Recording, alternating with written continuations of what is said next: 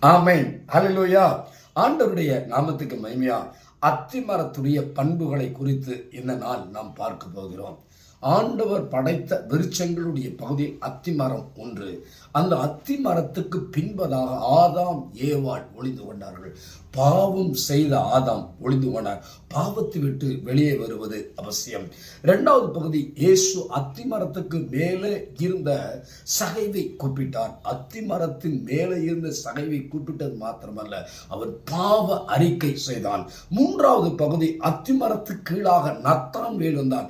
கபட்ட உத்தமனாகி இஸ்ரவேலனே என்று சொன்னார். ஆண்டவருடைய நாமத்துக்கு மகிமையா. வெளிப்பாட்டின் வரத்தை பெற்றுக்கொண்டார். நான்காவது பகுதி, அத்திமரத்துடைய பகுதியில் ஆண்டவர் கனியை தேடினார். நம்முடைய வாழ்க்கையில் மனம் திரும்புதற்குரிய கனியை கேட்க ஆண்டவர் வருகிறார். இந்த நாள் அர்ப்பண செய்வோம். ஆண்டவர் நம்மை ஆசீர்வதிப்பார். தேங்க்யூ.